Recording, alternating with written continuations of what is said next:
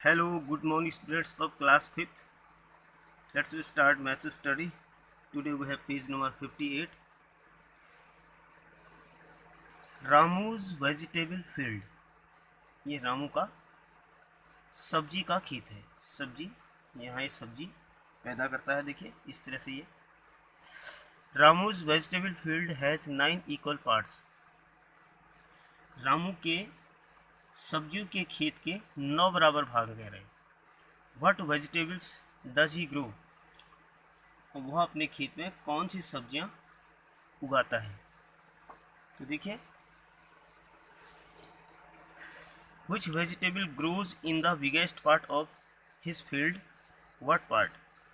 ये कह रहा है कि खेत के सबसे बड़े हिस्से में वो कौन सी सब्जी उगा रहा है, उगाता है, और उसका कितना हिस्सा है। तो देखिए ये है आपका, तो ये कैप्सिकम, पोटैटो, ब्रिंजाल, टोमेटो, ये भी टोमेटो है, पोटैटो है, और ये स्पाइनक इसमें है। तो देखिए 9 इक्वल पार्ट्स हैं, 1 2 3 4 5 6 7 8 9। तो देखिए 9 में से 3 पार्ट में ये देखो टमाटर उगाता है। देखिए तो ये कह रहा है in which biggest part of his field, तो उसके खेत का जो सबसे बड़ा भाग कौन सा है? टमाटो का है। और व्हाट पार्ट? देखिए टोटल इसके 9 पार्ट हैं, उसमें से 3 पार्ट में टोमेटो हो रहे हैं, तो ये 3/9 आ जाएगा। 3/9 आना चाहिए इसका पार्ट।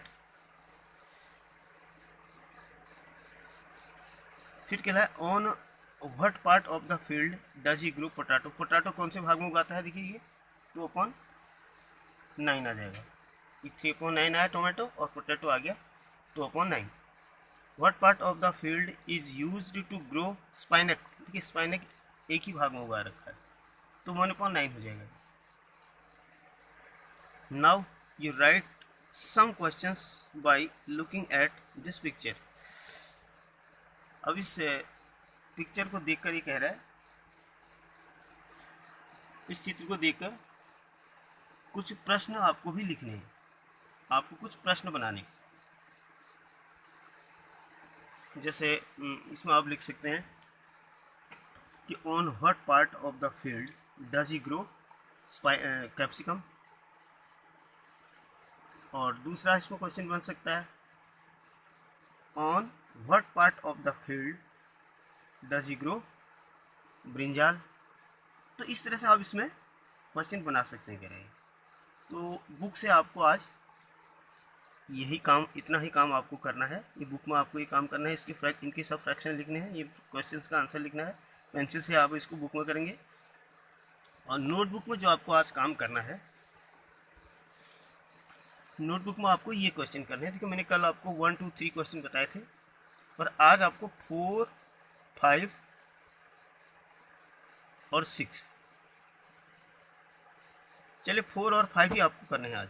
आज का होमवर्क आपको question number 4 and question number 5 है। इसकी फ़ोटो मैं आपको भेज रहा हूँ, ये आपको सॉल्व करना है। और करना कैसे है, देखिए रिप्लेस, इस बॉक्स को रिप्लेस करना है in each of the following bye correct numbers. सही संख्या भर करके आपको इस बॉक्स को रिप्लेस करना है, बॉक्स को हटाना है।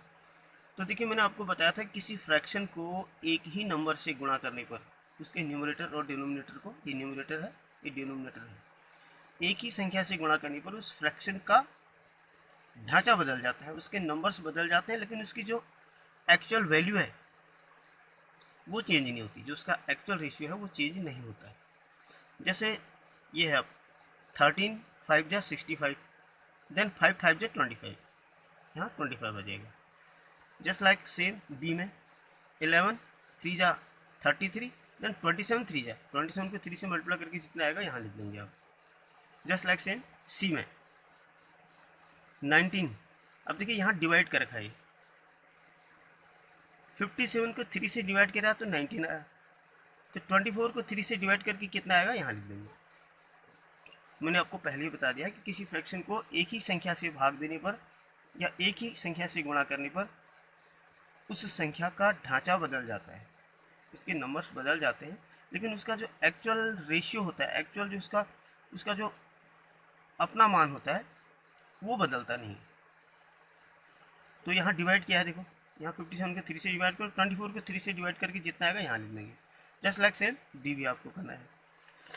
क्वेश्चन नंबर 5 में दिया है reduce the following fraction in the lowest term. किसी फ्रैक्शन को लोवेस्ट टर्म में रिड्यूस करने के लिए क्या करते हैं, उसका न्यूमरेटर और डिनोमिनेटर का एचसीएफ निकालते हैं। जैसे 6 और 30, 6 और 30 का एचसीएफ 6 आता है, तो 6 से देखिए 6 का भागा हम एचसीएफ से भागा देते हैं।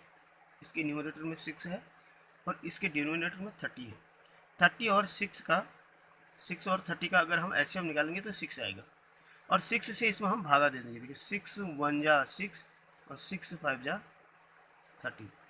तो इस फ्रैक्शन का जो लोवेस्ट फॉर्म आ गया वो आ गया 1.5। ठीक है ना। ठीक इसी तरह से आप बी को भी करेंगे, सी को भी करेंगे और डी को भी करेंगे। तो आज आपको मैथ की नोटबुक में काम क्वेश्चन नंबर 4 और 5 करना है। बाकी 6 क्वेश्चन में कल आपको वीडियो बना के इसको ऐड करना बताएंगे कि किस तरह से। देखो ये डिफरेंट इनके डिनोमिनेटर्स डिफरेंट हैं, तो इनके डिनोमिनेटर का एलसीएम लेकर के इनको ऐड करते हैं। इसको मैं कल आपको ये क्वेश्चन पहला क्वेश्चन सॉल्व करके दिखाएंगे और इसका BC आप कल के होमवर्क से करेंगे। आज आपको क्वेश्चन नंबर 4 और 5 करने हैं। That's all.